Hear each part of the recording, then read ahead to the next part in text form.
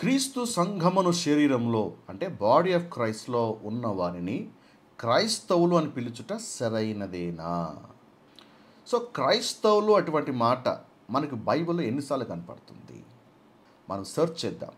Okay, blue letter Bible ఒక వెబ్సైట్కి వెళ్ళి ఇక్కడ సెర్చ్ అనే ఆప్షన్లో క్రిస్టియన్ అనేటువంటి పదాన్ని మనం టైప్ చేద్దాం. క్రిస్టియన్ అని టైప్ చేసి ఇక్కడ ఒక స్టార్ గుర్తు, దీన్ని వైల్డ్ కార్డ్ అంటారు.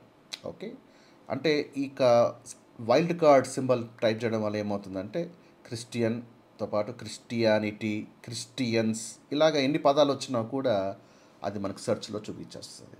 ఓన్లీ క్రైస్ట్ అని కొట్టామనుకోండి, క్రీస్తు సమైనటువంటి పదాలన్నీ కనపడతాయి. మనకు కావాల్సిన అది కాదు. క్రిస్టియన్, క్రిస్టియన్, క్రిస్టియన్స్, క్రిస్టియానిటీ ఇలాగ ఎన్ని పదాలు ఉన్నాయో చూద్దామని మనం ఏం చేద్దామంటే ఇక్కడ వైల్డ్ కార్డ్ మనమే ఎంటర్ చేద్దాం.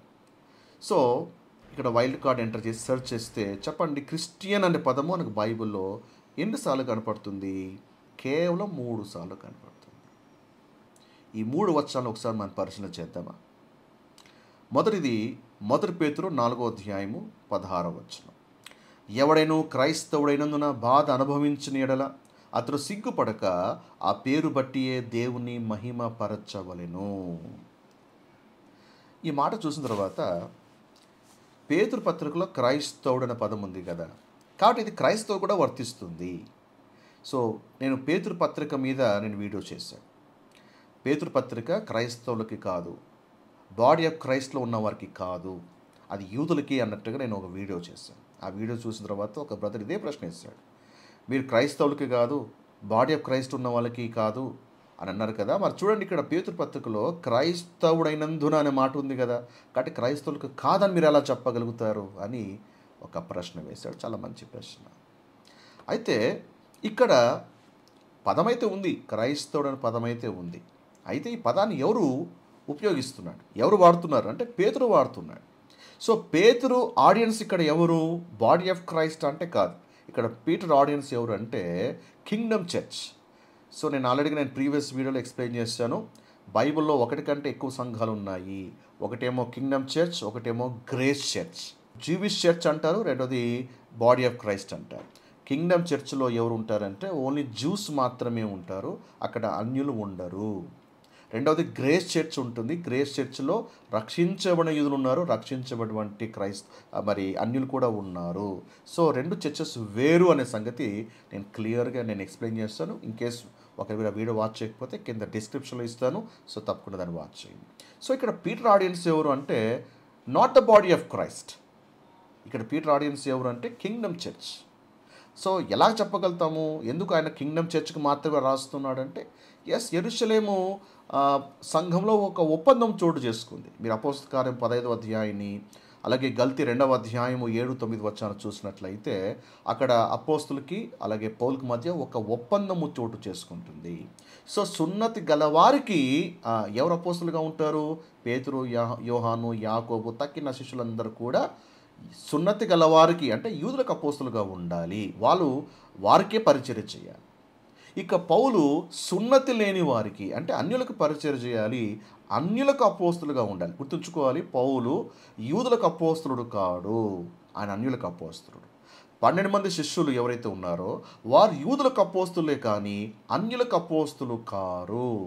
సో క్రైస్తవం ఇక్కడే కన్ఫ్యూజన్ అవుతుంది. 12 మంది శిష్యులు కూడా మరి మనకి అపోస్తులను చాలామంది నమ్ముతూ ఉంటారు. కాదు 12 మంది శిష్యులు ఎవరు కూడా అన్యులకు సువార్త చెప్పినట్లుగా లేదా అన్యులకు పత్రిక రాసినట్టుగా మనకి కనిపించదు. సో వాళ్ళంతా కూడా యూదుల కొరకు మాత్రమే పంపబడినవారు. అపోస్తులు అంటే ఎవరు? పంపబడినవారు. వాళ్ళకు మాత్రమే దేవుడు పంపిస్తున్నాడు.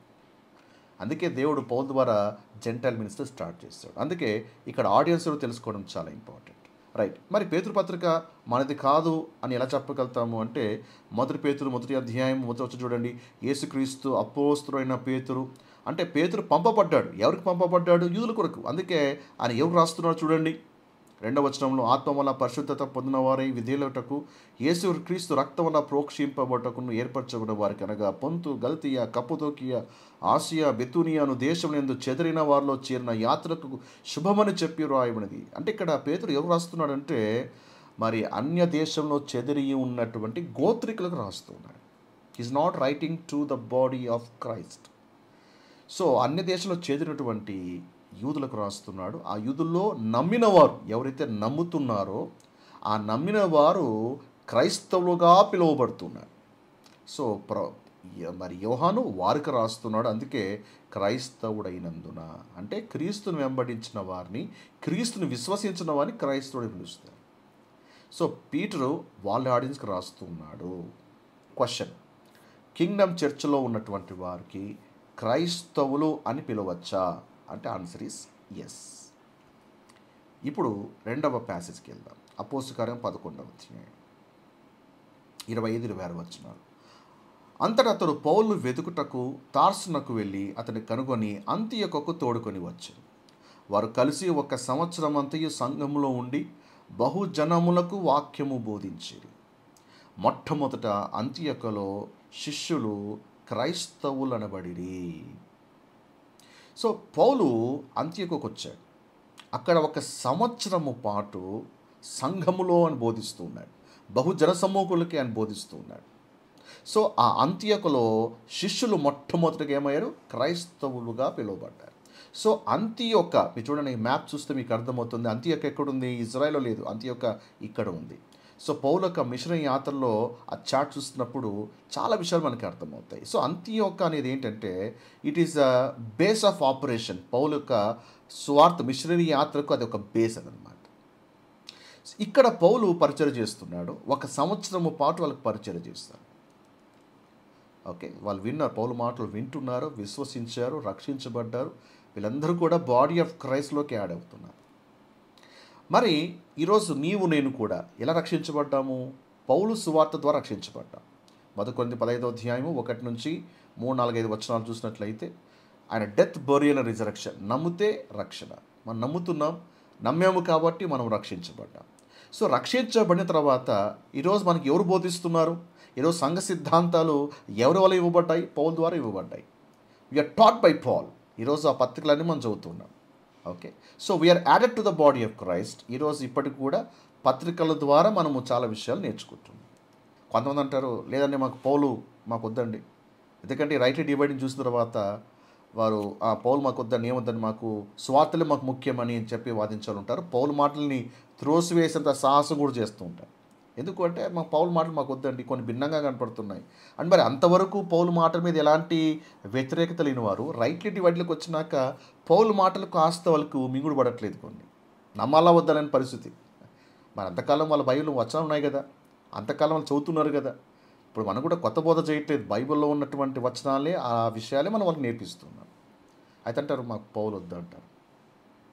కానీ దేవుని యొక్క మాట ఏమంటే తెలుసా? 1 కొరింథీ 14వ అధ్యాయం 37 వచనంలో పౌలు చాలా గంభీరమైనటువంటి స్టేట్మెంట్ ఇస్తున్నాడు. ఎవడైనా తాను ప్రవక్త అయినా నేను ఆత్మ సంబంధినైనను అని తలంచుకునేలా నేను మీకు రాయిచున్నవి ప్రభు యొక్క ఆజ్ఞలన్నీ అతడు దృఢముగా తెలుసుకోవాలి. పౌలు రాసినది సొంత మాటలు కాదు. పౌలు రాసినది కేవలం తనకు ఏదో అనిపించిందే రాసింది కాదు. పౌలు రాసినవి ప్రభు యొక్క ఆజ్ఞలు. ఏ విధంగా అయితే ధర్మశాస్త్ర ప్రోగ్రాంలో దేవుడు మోషే ద్వారా ధర్మశాస్త్రాన్ని ఎలాగైతే ఇచ్చాడు, సంఘానికి దేవుడు సిద్ధాంతాల్ని పౌలు ద్వారా ఇచ్చాడు. అంటే పౌలు గారు మనకి మోషే లాంటివాడు గ్రేస్ పీరియడ్లో.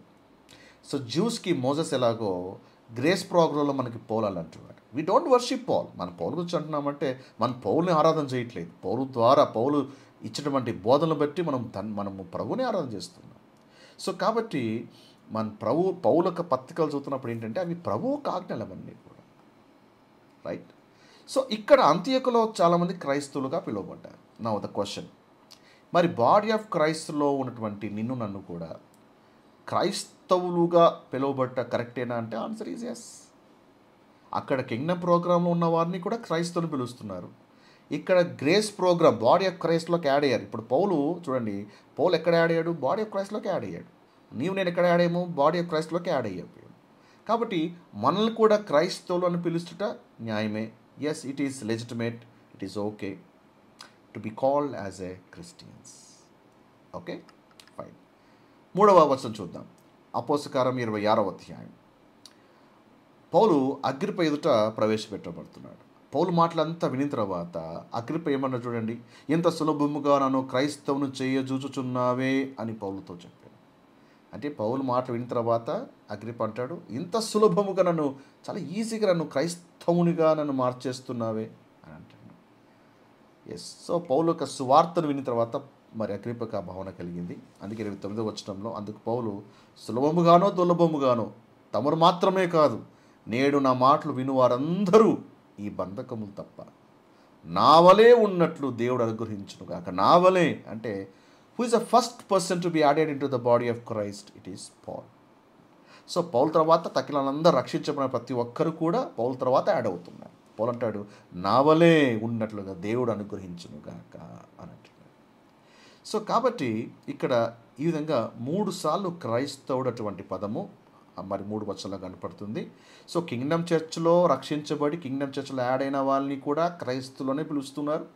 అలాగే గ్రేస్ చర్చ్లో యాడ్ అయినటువంటి వారిని కూడా క్రైస్తవులనే పిలుస్తూ ఉన్నారు. ఓకే, కాబట్టి కాంటెక్స్ట్ బట్టి డిసైడ్ అవుతుంది అది గ్రేస్ చర్చా కింగ్డమ్ చర్చా. అంతేగాని క్రిస్టియన్ అన్న పదం కనపడగానే ఓ ఇది మనది అని అనుకోవడానికి వీలు. కాంటెక్స్ట్ చూడాలి, ఎవరు మాట్లాడుతున్నారు, ఆ పదాన్ని ఎవరు ఉపయోగిస్తున్నారు అనేది చూడడం చాలా ఇంపార్టెంట్. ఇప్పుడు బైబిల్లో సంఘం ఉంది. సంఘం అంటే ఓన్లీ మరి సార్వత్రిక సంఘమైనా, బాడీ ఆఫ్ క్రైస్ట్ అయినా కాదు, జూయిష్ చర్చ్ కూడా ఉంది. అలాగే ఓల్డ్ టెస్ట్మెంట్లో కూడా సంఘము, అరణ్యంలో సంఘం ఉంది. మళ్ళీ అక్కడ సంఘము బాడీ ఆఫ్ క్రైస్ట్ అంటే కాదు. సో పదం ఉన్నప్పుడు ఎవరు వాడుతున్నారు ఆ పదం? Is a common, Christian is a common word. యేసుని నమ్మేటువంటి ప్రతి ఒక్కరికి కూడా క్రిస్టియన్ పదమే వాడబడింది. అయితే ఆ గుంపు ఎవరు అని తెలుసుకోవడం అనేది చాలా important. Okay, so hope your doubt is clarified. మీ అనుమానం క్లియర్ అయిందని నేను అనుకుంటున్నాను. అండ్ ఇఫ్ యూఆర్ బ్లెస్డ్, కింద కామెంట్ సెక్షన్లో మీ అభిప్రాయాన్ని తెలియజేయండి, స్పందన తెలియజేయండి. ఇంకా మీకు ఏదైనా ప్రశ్నలు ఉన్నట్లయితే కింద కామెంట్ సెక్షన్లో తెలియజేయండి. వీళ్ళు చూసుకొనైనా సరే సపరేట్గా వీడియో చేస్తాను, అండ్ తద్వారా చాలామందికి అది యూజ్ అవుతుంది. Okay, so till we meet in next video, God bless you.